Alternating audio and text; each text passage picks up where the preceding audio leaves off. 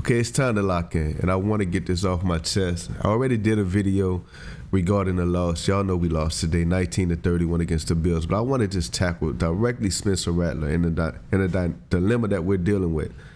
Okay, here's the dilemma that I see, and what I see from an outside perspective. I'm not in the city any longer, but I do follow a lot of local media guys. I follow the team heavy. I got a few contacts, not as many as I should have, being a son of the city, but here's what I think. I think local media's put out an agenda that Rattler will probably just get to play the first 4 games because the coaches would just throw him to the wolves because those games would be hard. Arizona has a tricky stunt field defense.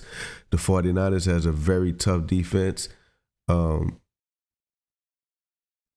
Seahawks has a very strong defense and is in Seattle, which will be terrible home field advantage for them guys, and he's going to get to play against the Buffalo Bills, who's probably the best team in the league. So media told everyone that would kind of be like we're throwing Spencer out there to the wolves because the coaches didn't really see him as the future. So they're just giving him up there and giving Tyler enough time to develop and be ready to come against the lowly Giants at home where Tyler can come in and save the day. And what happened is a lot of fans took that narrative and it permeated their beings to where that's your full argument. Your argument is that Nick Underhill told me that Tyler Shough should be able to start now because we got rid of the hard games. And I think that's very disingenuous. And I don't even think that a Saints fan shouldn't even think like that. We should be able to understand that we're in a rebuild season where we should be evaluating players based on their individual performances and how does it impact the team as a whole. Not based off of the false prophecy of local media. And that's what it is. It's basically just a prophecy that local media wanted to happen because they need some reassurance that maybe our coach and general manager saw something in Shough that he just wasn't ready for yet, but the potential is there and he's going to come in and save the day. Like I said, I've been saying this since training camp. I've been saying it in preseason. Tyler Shough is 6'5", 220 pounds. He looks like the guy that's going to come in and just be the best quarterback you've ever seen. In some of you guys' imagination, he's more accurate. He has a better deep ball. And there's not any metric from high school, college to pros that can show you that metric is that he's better than Spencer Rattler at any of those. See, the problem with what's going on now is you cause a tribal environment to where now those of us that just want to see the process finished, I don't think you can evaluate Spencer Rattler in 4 games, so I want the process to finish. It's not that I don't want to see Tyler Shough, because I really do. I want to know that my GM and my coach are not just idiots and they're drafting a guy who I believe had a 5th round draft grade in the 2nd round and hoping that he becomes the savior of the franchise. So I want to see him play, but I also want to see the 24 who just turned 25 today, Spencer Rattler. I want to see his process finish. Right now, does he look like a franchise savior? No, but he looks like he's getting the offense, okay? And here's what I mean.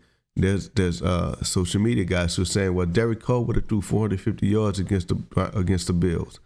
And I'm looking at you like these are guys that are getting like hundreds of replies on their comments and reposts and likes or whatever. And I think they don't watch football. It's because they're comparing Rattler to what their imagination of what another person would do, because that's not true at all. Lamar Jackson didn't get 300 yards passing. Lamar Jackson. Let me see if I can find it. The Ravens. They scored 40 points. They scored 40. And he only threw for 209 yards. Okay? This is what I'm trying to get you to understand. You're not going to go to Buffalo and just throw the ball all over the field. The Jets. Look, he had 56 yards passing the entire game with a much better team than the Saints, with a much better roster, and they got blowed out of the gym. So I wanted to show you guys that, just to show you that no one is going into Buffalo and just throwing the ball all over the field. Not Derek Carr, not Lamar Jackson, and no one. You're just not. You're going to run the ball on them, and that's going to keep you in the game. We should have won the game, and yes, I'm absolutely honest about Spencer Rattler. He missed a lot of throws. but can't really say a lot. But he missed a few throws and one crucial touchdown that I know he wish he can have back. I think he's playing so fast now where the game is not easy for him. Like you saw that transition when Peyton Manning went 3 of 13. You were able to see when it clicked for him where the game got slow for him and he was able to process the game, and you knew that next year he was about to turn up. That never happened yet for Rattler. You can see that he's good. You can see that he's battling. You can see that he has heart. But the game is still fast for him, and he's still, he's not allowing mechanics to beat his mind. Like his mechanics and his mind are not on the same page. And like y'all know, so I'm trying to keep it honest with you. Like I'm not just supporting Rattler just for the sake of supporting Rattler. I'm saying that as a quarterback evaluator, I'm going to need more than 4 games in the new system to let me know that I'm going to throw this 25-year-old quarterback to the wayside to doom him to a backup quarterbackville forever. We've seen quarterbacks move. We've seen Baker Mayfield in a new place, Sam Darnold in a new place. We've seen Geno Smith get new. We don't want to be that. Aren't the Saints tired of just letting their players go somewhere else and become stars? We seen Zach Bond, we seen Trey Hendricks. It would be horrible if we let our quarterback go somewhere to become a star after we've been fighting for a quarterback since Drew Brees. So we have to allow the process to show itself out. We have to see. And here's what I say. This is not the Nick Underhill prophecy. Here's what I say. I say that Spencer gets the Giants game, and here's the process here. You go up against Jackson Dart, a quarterback whom we are all comparing you to. You weren't in the same draft, but we're comparing you to him because you're both young. And most Saint fans, including myself, wanted Jackson Dart. He went to Ole Miss, which is a kindred to the Bayou. So we would welcome him with open arms. Even though you were here, we would have welcomed him much more than we would have welcomed Tyler. So we wanted Jackson Dart. So we understand that he has a lure here. So we need you to go out there and not only win that game, but you have to be the best quarterback on the field. And if not, that's when I would expect the media to be like, okay, what's up with this Spencer Rattler kid? Like, that's Jackson Dart. And then I expect the coach to say, okay, we won that game, so we're going to give him another week. So you go out against the Patriots, against Drake May. And not only do you win that game, but you got to be the best quarterback on the field. See, Drake May was drafted with you, and right now he's playing the best out of all of you guys, including Caleb Williams. And I think you, Spencer Rattler and Caleb Williams are like tied for second or third out of that draft, like the Bo Nixes, the Michael Penix Jr., the J.J. McCarthy's, the Jaden Daniels. They're all underneath